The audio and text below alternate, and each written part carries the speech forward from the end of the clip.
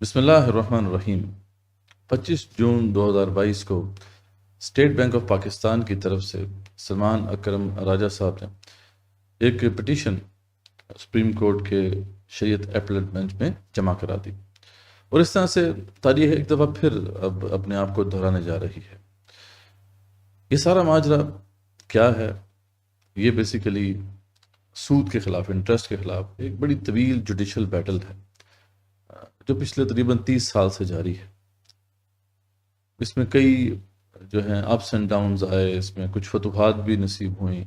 لیکن پھر وہی حکمرانوں کی جو ضد اور ہٹ درمی اور جو مفاد پرستی ہے وہ آڑے آ گئی، اور ایک دفعہ پھر جو ہے یہ معاملہ اس سرد خانے میں ڈال دیا گیا، کولڈ سٹوریج میں ڈال دیا گیا۔ اس سے پہلے کہ ابھی جو ریسنٹ ایک فیصلہ ہوا ہے اور بہت اہم اور تاریخی فیصلہ ہوا ہے، 28 اپریل کو یہ فیصلہ ہوا، اور 26 رمضان بنتی ہے، جس میں ایک دفعہ پھر جو ہے یہ جو شریعت اپیلیٹ بینچ تھا، جب اس نے یہ معاملہ جو ہے فیڈرل شریعت کورٹ کو بھجوا دیا تھا، تو وہاں سے پھر یہ فیصلہ دوبارہ سے ہو گیا کہ سود جو ہے بالکل بھی درست نہیں ہے as per the constitution of Pakistan, because constitution of Pakistan میں یہ بات طے ہے کہ یہاں کوئی بھی جو قانون ہے وہ قرآن و سنت کے منافی نہیں ہوگا، تو اور انسٹرکشن دے دیں دوبارہ سے، تو اس پہ بھی ہم بات کریں گے۔ لیکن اس سے پہلے کہ ہم اس فیصلے پر بات کریں، ضروری ہے کہ اس پوری جو جدوجہد ہے اس کی ایک ہسٹری آپ کے سامنے آ جائے۔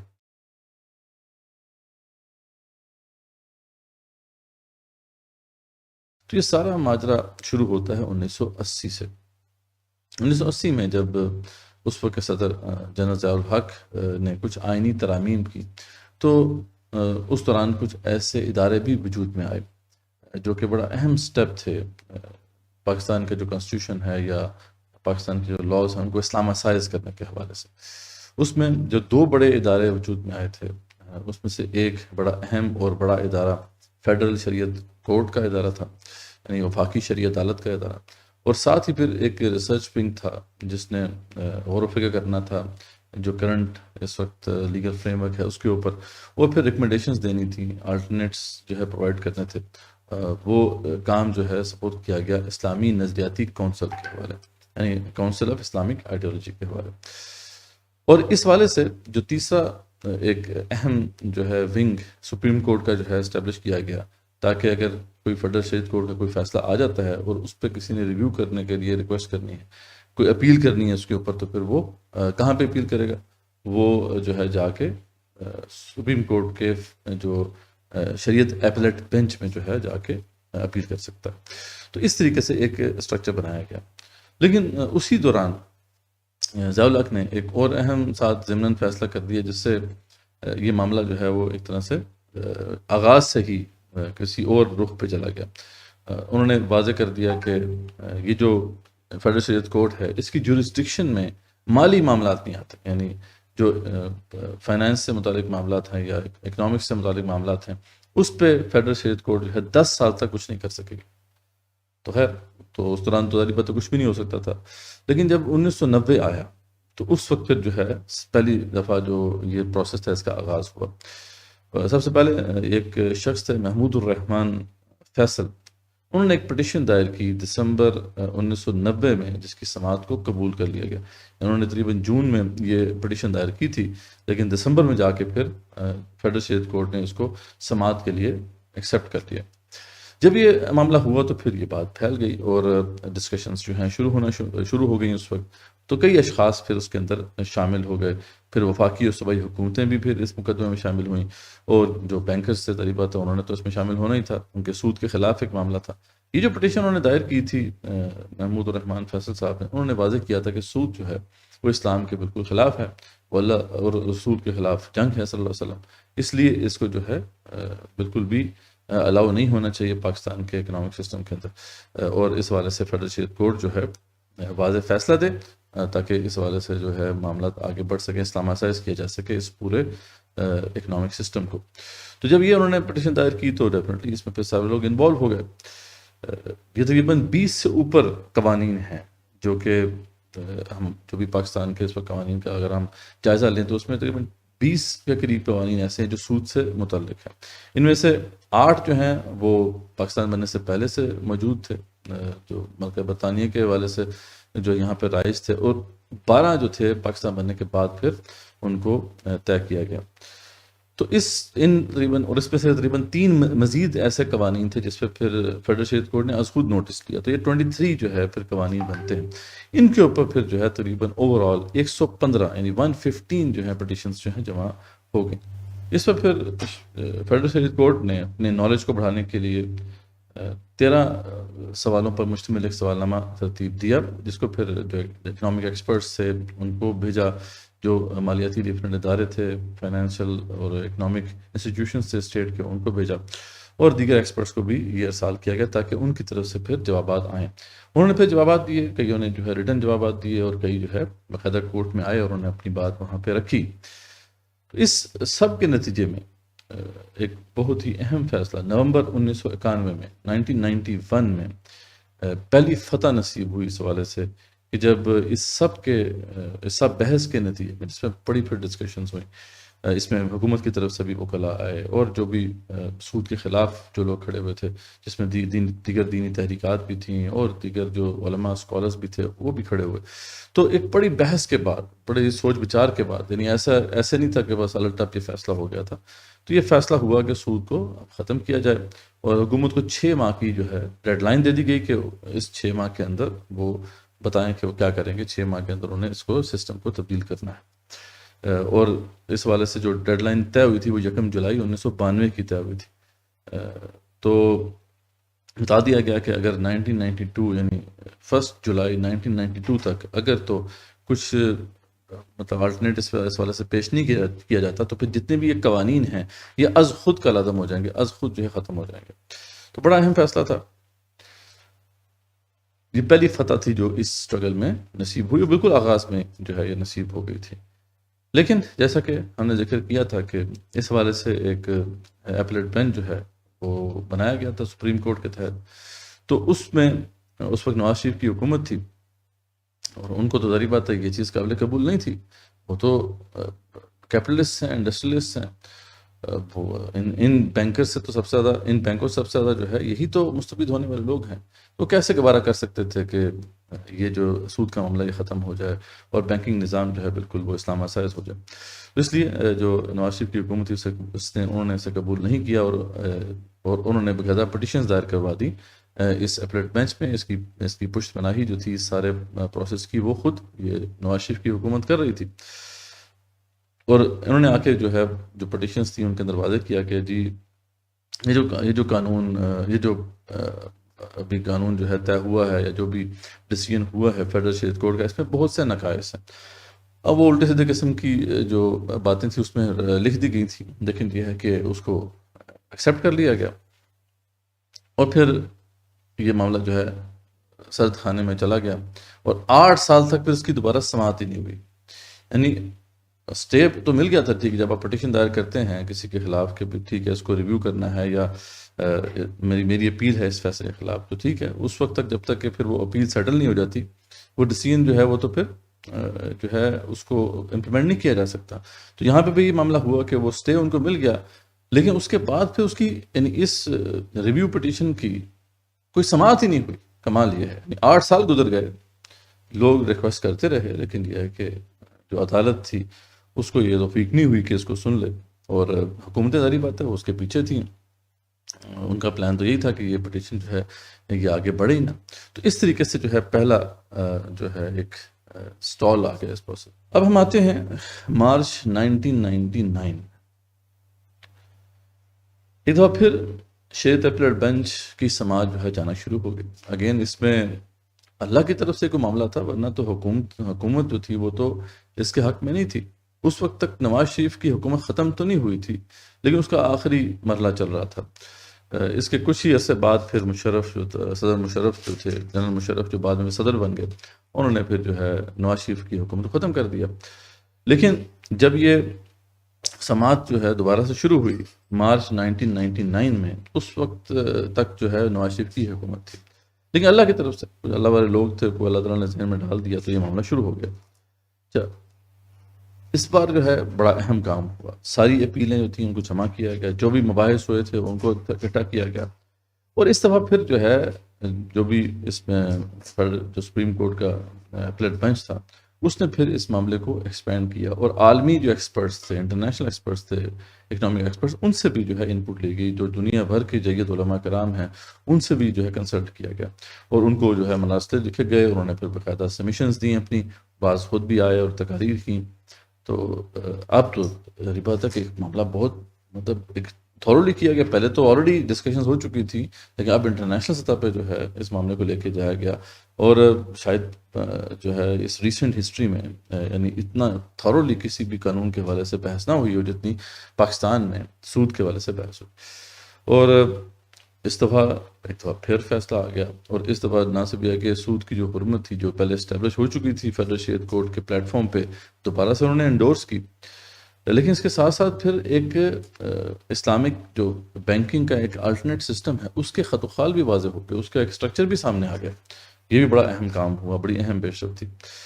خیر مشرف کی حکومت تو ظاہر بات ہے وہ تو اسے قبول نہیں کر سکتی تھی، اسی دوران جو ہے مشرف نے وہ ٹاپر کر دیا نواز شریف کی حکومت کو، اور وہ تو شروع سے انہوں نے واضح کر دیا تھا کہ وہ اسے قبول نہیں کریں گے۔ خیر جب یہ فیصلہ آیا تو بڑا مفصل فیصلہ تھا، یعنی انہوں نے بڑی کوشش کی مشرف کی حکومت نے کہ اس طریقے سے یہ فیصلہ ہی نہ آئے، لیکن جو بھی اللہ کا کرنا تھا یہ فیصلہ آ گیا، اور تقریباً 1100 صفحات پر مشتمل یہ فیصلہ ہے، اور اس میں جیسا کہ میں نے ذکر کیا کہ جو وفاقی شرعی عدالت کا جو فیصلہ تھا اس کو انڈورس بھی کیا گیا تھا، اور اس کے علاوہ بھی بہت تفصیلی جو ہے مباحث وہ اس کا حصہ تھے، اور پھر ایک آلٹرنیٹ ماڈل کی طرف جو ہے اشارات بھی کر دیے گئے تھے کہ کیسے جو ہے اسلامک اصولوں کی بنیاد پر ایک بینکنگ سسٹم جو ہے اس کو لاگو کیا جا سکتا ہے۔ اب یہ فیصلہ بڑا اہم تھا، لیکن مشرف نے تو پہلے واضح کر دیا تھا کہ وہ اسے کبھی ایکسیپٹ نہیں کرے گا۔ تو پہلے تو سن 2000 میں ہی مشرف کے کہنے پر یو بی ایل نے ایک ریویو پٹیشن جو ہے وہ ڈال دی، پھر وہی جو ہے جو فیڈرل شریعت کورٹ کے بعد جو ادارہ بنتا ہے سپریم کورٹ کا شریعت اپلیٹ بینچ، اس میں دوبارہ سے ریویو پٹیشن ڈال دی۔ اب یہ بات آپ خود دیکھ سکتے ہیں کہ ریویو پٹیشن تو آلریڈی ڈالی جا چکی تھی، اور اس کے اوپر پھر بڑی تفصیلی مباحث ہوئے ہیں، اور بعد میں پھر اب تو فیصلہ بس لکھا جانا تھا، اب اس میں دوبارہ سے اس کو ریویو کرنے کے لیے ایکسیپٹ کر لینا یہ تو بالکل بے حسی کی انتہا ہے۔ خیر پاکستان میں تو جب آمریت آ جاتی ہے تو پھر اس کے بعد پھر انہی کی انسٹرکشن پہ سب معاملہ چلتا ہے، تو ایسا ہی ہوا۔ پھر تو یہ بات آگے اسی طریقے سے بڑھی کہ 2002 میں اس وقت جو بھی یہ بینچ تھا شریعت اپلیٹ بینچ، اس نے پھر یہ دوبارہ سے کیس جو ہے ریفر بیک کر دیا فیڈرل شریعت کورٹ کو، یعنی ایک طرح سے وہ جو ساری سٹرگل تھی، یہ 12 سال کی سٹرگل، یعنی 1990 سے شروع ہونے والی یہ سٹرگل، جو کہ پھر یعنی 2002 یہ آ گیا ہے، اس میں جو بھی پیشرفت ہوئی تھی، جتنی محنت لگی تھی، وہ سب کے سب جو ہے رول بیک کر دی، اور دوبارہ سے کیس جو ہے فیڈرل شریعت کورٹ میں بھیج دیا، الٹے سیدھے قسم کے اعتراضات ڈال کے کہ جی اس کو دوبارہ سے آپ دیکھیں، اور اس کے بعد پھر وہ مقدمہ وہاں 17 سال تک جو ہے پڑا رہا، اس پہ بحث ہی نہیں ہو سکی، یعنی 2002 سے پھر یہ معاملہ آپ دیکھیں کاؤنٹ کریں، اور بعد میں جا کے کہیں 2013 میں جا کے اس کے اندر کچھ جو ہے وہ تھوڑا بہت ڈیلیبریشنز ہوئیں، لیکن پھر معاملہ آگے چلا گیا، ہوتے ہوتے جا کے پھر کہیں 2020-2021 میں پھر دوبارہ سے اس کے اندر جو ہے ڈسکشن ہونا شروع ہوئی۔ یعنی یہ بے حسی کی انتہا ہے کہ ایک فیصلہ ہو گیا، فیصلہ ہونے کے بعد ریویو بھی ہو گیا، اب لکھا جانا تھا ادھر سے رول بیک کر دیا گیا، اور پھر اس کے بعد دوبارہ اس کی سماعت نہیں ہو سکی۔ یعنی اس حد تک آپ دیکھ سکتے ہیں کہ جو ریاستی ادارے ہیں اور دیگر جو بھی اسٹیک ہولڈرز ہیں وہ خلاف ہیں اس پورے پروسیس کے، کہ وہ اس کو آگے نہیں بڑھنے دینا چاہتے۔ خیر اس کے بعد تو لوگ مایوس ہی تھے، کوشش جاری رہی، اس میں جماعت اسلامی، تنظیم اسلامی اور دیگر جو تحریکات ہیں، مجلس احرار اور اس طرح کے جو دیگر پلیٹ فارمز ہیں، انہوں نے بڑی کوشش کی، اسٹرگل کی، لیکن کوئی جو ہے وہ ان کی سنوائی نہیں ہوئی۔ اس کے بعد ہم دیکھتے ہیں کہ 2013 میں پھر دوبارہ سے کوئی سماعت کا سلسلہ شروع ہوا، پھر جا کے سلسلہ چلتا رہا، نواز شریف کی حکومت اس وقت موجود تھی، تو انہوں نے تو پوری کوشش کی کہ یہ معاملہ آگے نہ بڑھے۔ 2017 تک جو ہے یہ سارا اس طرح سے معاملہ چلتا رہا، یہاں تک کہ 2017 میں جب دوبارہ سے ایک دفعہ اس پہ کچھ نہ کچھ ڈسکشن کا آغاز ہوا، تو اس وقت جو ہے بڑے غلط ریمارکس جو ہیں وہاں پہ عدالت کے اندر پیش کیے گئے چیف جسٹس کی طرف سے، جو کہ مطلب بتانے کی ضرورت نہیں ہے ابھی اس وقت۔ لیکن یہ ایک انفارچونیٹ معاملہ ہے کہ اس کے اوپر ڈسکشن کرنے کو کوئی سیریس ہی نہیں تھا. پھر 2018 میں عمران خان صاحب آ گئے. انہوں نے تو نعرے تو بہت بلند کیے تھے کہ وہ یہاں پہ اسلامی فلاحی ریاست قائم کرنا چاہتے ہیں، اور ان کا نعرہ بھی یہ تھا کہ وہ انصاف چاہتے ہیں. تو لیکن وہ سارے نعرے جو تھے وہ صرف دکھانے کی حد تک تھے، لوگوں کو سنانے کی حد تک تھے. جب وہ حکومت میں آئے تو انہوں نے بھی ویسے ہی رول ادا کیا جیسے سابقہ حکومتیں کرتی رہی تھیں. نہ صرف یہ کہ انہوں نے اس پہ کوئی فیسیلیٹیٹ نہیں کیا اس پورے پروسیس کو، بلکہ اس کے خلاف کھڑے ہونے کی کوشش کی اور پورا پلان کیا کہ کس طریقے سے یہ معاملہ آگے نہ بڑھے. خیر اسی دوران جیسا کہ پہلے ہوا تھا، اللہ کی طرف سے کچھ معاملات ایسے تھے آگے بڑھتے گئے کہ 2020 میں پھر دوبارہ سے اس پہ کوئی ڈسکشن شروع ہوئی. پھر 2021 میں جا کے جو ہے 3 رکنی ایک بینچ بنا تھا، اس میں نور محمد مسکنزئی، یہ ان کی قیادت میں جسٹس نور محمد مسکنزئی کے قیادت میں، پھر جسٹس محمد انور تھے اس کے ساتھ، اور پھر جسٹس خادم حسین. ان 3 جو جسٹسز تھے ان پر مشتمل ایک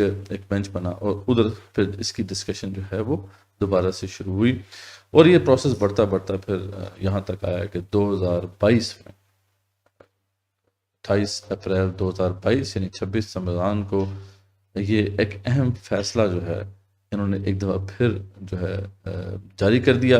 اور ایک دفعہ پھر جو ہے اس سٹرگل میں ایک بڑی فتح نصیب ہوئی. اس میں واضح کر دیا گیا کہ سود یا ربا کی تمام صورتوں کو ممنوع قرار دیا جا رہا ہے. بینکوں کی جانب سے اصل رقم سے زائد رقم کی وصولی جو ہے اس کو بتا دیا کہ یہی ربا ہے جو اسلام، قرآن و سنت و آئین پاکستان کے خلاف ہے. اور عدالت نے سود کے لیے جو صورت کاری والے تمام قوانین تھے اور ان کے ذیلی شکیں بھی جو تھیں ان سب کو غیر شرعی قرار دے دیا، اور یہ واضح کر دیا کہ اسی برس یعنی 2022 میں ہی 31 دسمبر تک کی ایک ڈیڈ لائن ہے کہ تمام قوانین کو شریعت کے مطابق بنانے کی ہدایات ہیں. حکومت کو واضح انسٹرکشن دے دی گئی ہیں، یعنی 28 اپریل 2022 کو یہ انسٹرکشنز دے دی جو ہے فیڈرل شریعت کورٹ نے کہ اب آپ جو 31 دسمبر تک جتنی بھی قوانین ہیں اس والے سے ان کو اسلام اسائز کریں. اور اس کے علاوہ جو بھی عدالت نے ہم نے فیصلے میں لکھا کہ اسٹیٹ بینک آف پاکستان کی تیار کردہ رپورٹ کے مطابق 30% بینکاری پہلے ہی سود سے پاک نظام پر منتقل ہو چکی ہے. یہ ایک بڑا معاملہ جو ہے انٹرسٹنگ ہے کہ یہاں پہ جو ریمارکس ہیں اس میں یہ واضح نظر آ رہا ہے کہ وہ ریفر کر رہے ہیں کہ جو اسلامی بینکنگ کا تصور جو ہے پچھلے کچھ عرصے سے، جس میں مولانا تقی عثمانی صاحب بھی شامل رہے اور دیگر اس طرح کے اسکالرز بھی شامل ہیں، جس میں میزان بینک اور اس طرح کے دیگر اسلامی بینکس بھی جو ہے وہ قائم ہوئے ہیں. اب یہ ایک بڑا معاملہ ذرا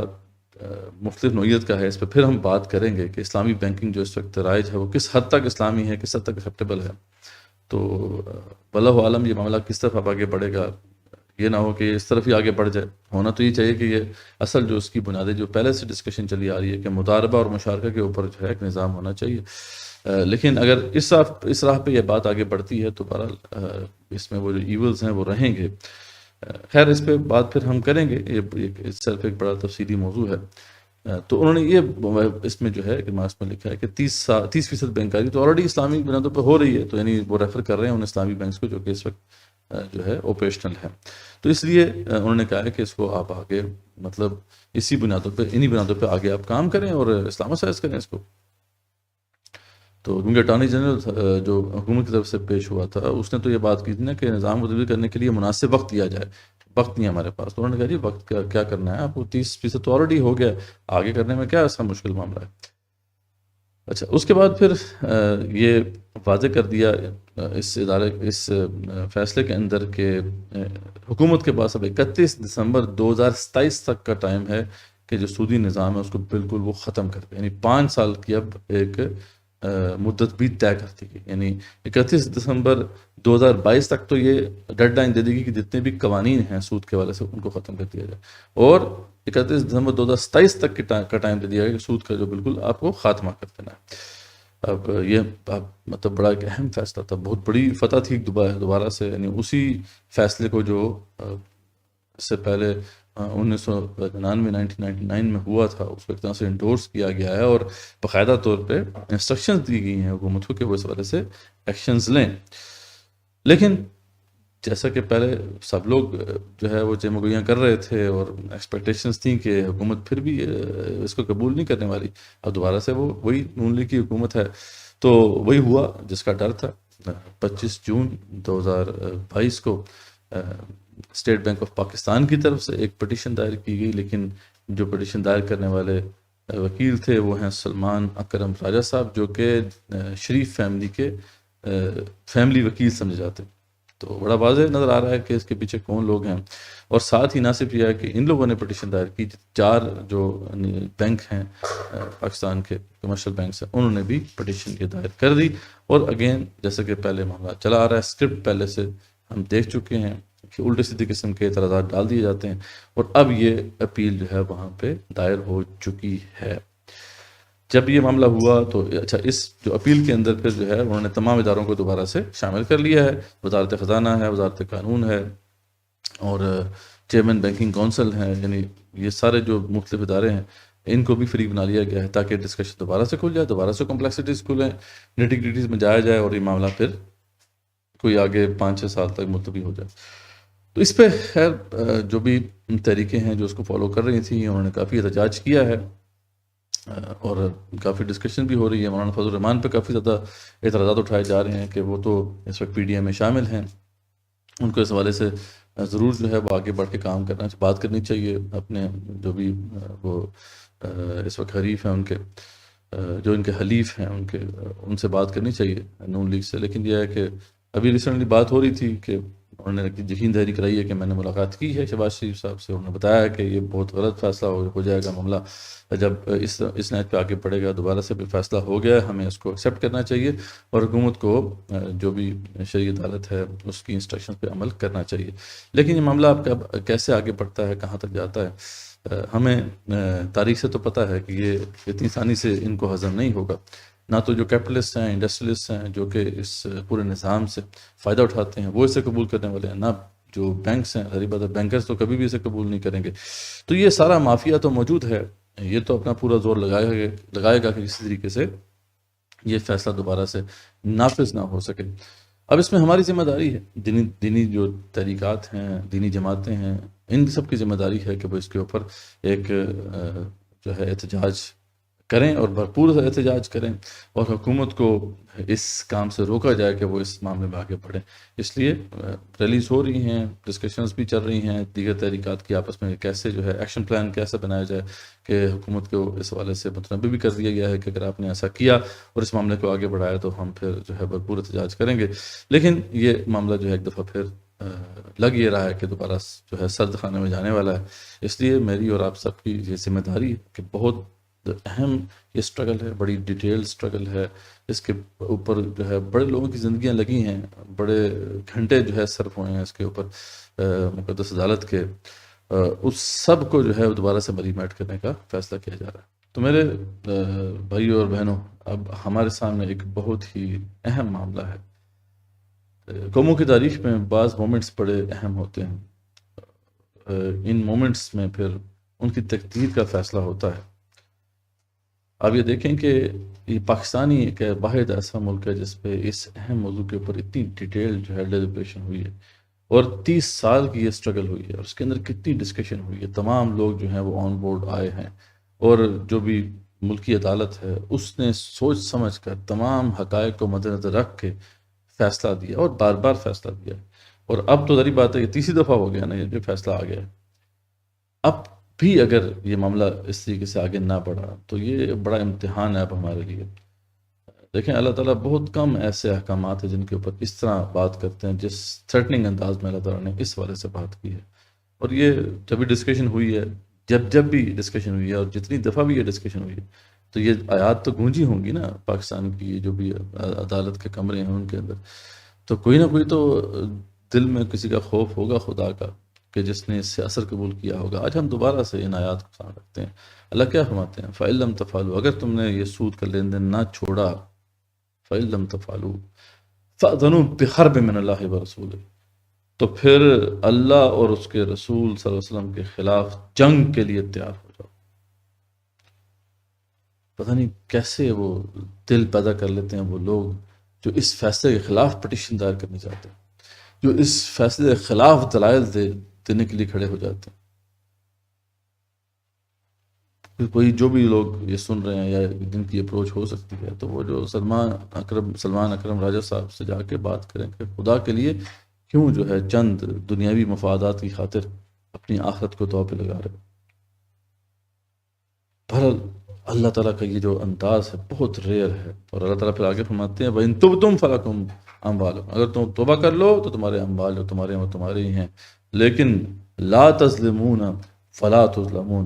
نہ تم ظلم کرو نہ تمہارے ساتھ پھر ظلم ہوگا. آج پاکستان بہت ہی مشکل مرحلے میں جا چکا ہے. ہم اب ڈسکشنز کر رہے ہیں کہ پتہ نہیں اب یہ ڈیفالٹ ہونے سے ہم بچیں گے یا نہیں بچیں گے. انفلیشن جو ہے وہ اپنے جو ہے تاریخ کے سب سے اونچے سطح پر پہنچ چکی ہے. اب یہ سارے معاملات آپ کے سامنے ہیں. ہو سکتا ہے ممکن ہے کہ ابھی آخری امتحان ہے ہمارے لیے، اس میں اگر ہم فیل ہو گئے تو پھر اللہ تعالیٰ نے جو ابھی تک اس پاکستان کو سنبھالا دیا ہوا ہے وہ پھر اللہ تعالیٰ اپنا ہاتھ اٹھا لے اور ہمارے ساتھ پھر بہت برا ہو. اس لیے اب وقت ختم ہو چکا ہے شاید ہمارا. اب اس فیصلے کے بعد بھی اگر یہ معاملہ اس طرح آگے بڑھتا ہے دوبارہ سے یہ جو بھی مفاد پرست لوگ ہیں یہ اس طریقے سے ملک قوم کے اس اہم معاملے میں اور دین حق کے اس اہم معاملے میں اس طریقے سے اپنی حرکتیں کرتے ہیں جیسے کہ پہلے کرتے آئے ہیں اور ہم خاموش رہتے ہیں تو پھر اس کی سزا شاید بہت سخت اب ہمیں ملنے والی ہے. اس لیے ہمیں اس کا شعور جو ہے پہلے تو حاصل کرنا ہے اور پھر اس کے بعد اس کے حوالے سے اویئرنیس پھیلانی ہے کہ یہ معاملہ اس طریقے سے آگے نہ بڑھے. اس کے پیچھے تحریکات پورے طریقے سے کھڑی ہیں الحمدللہ، جماعت اسلامی ہے، تنظیم اسلامی اور دیگر جو طریقات ہیں وہ کھڑی ہیں. بہت سے اسکالرس ہیں جو اس کے اوپر کھڑے ہوئے ہیں، پروٹیسٹ بھی ہونے والا ہے. تو یہ اب ایسا معاملہ نہیں ہونا چاہیے کہ بالکل اب آنکھیں بند کر کے یہ لوگ ایسے کرتے رہیں. ہمیں اپنا رول ادا کرنا ہے، اس وجہ سے آواز اٹھانی ہے اور ایک پریشر حکومت کے اوپر رکھنا ہے کہ وہ اس والے سے اب بات کو آگے پیچھے نہ کریں. سیکنڈلی جو بات بڑی اہم ہے جس کا ایک بعض اشارہ مل بھی چکا ہے ایک ریمارک کے اندر کہ اگر یہ اس طرف بات جاتی ہے جس طرف آپ خدشہ نظر آ رہا ہے کہ اسلامی بینکنگ جو اس وقت رائج ہے تو تب بھی بہت بڑا جرم ہو جائے گا. کیونکہ دیکھیں اسلامی بینکنگ جو ہے ٹھیک ہے اس کے اندر بہت سی چیزیں جو ہیں انہوں نے اسلامائز کرنے کی کوشش کی ہیں، لیکن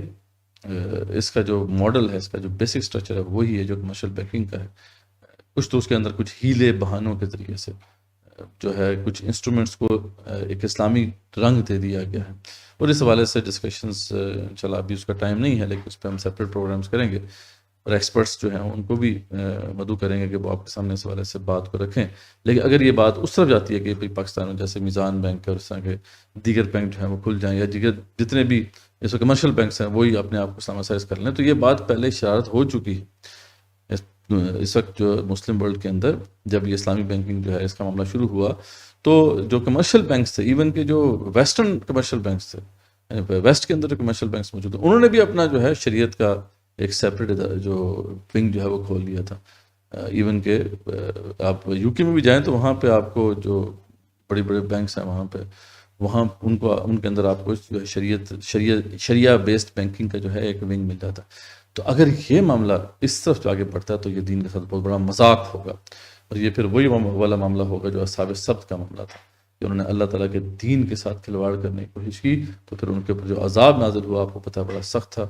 کہ ان سب کے سب کو اللہ تعالیٰ نے ان کے چہروں کو مس کر دیا تھا، ان کو بندر اور خنزیر بنا دیا گیا تھا. تو اللہ نہ کرے کہ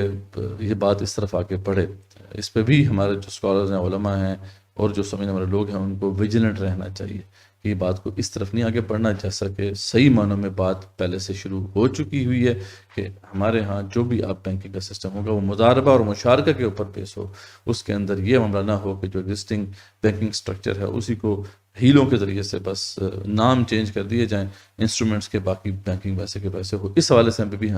سے بھی ہمیں ہوشیار رہنا ہوگا.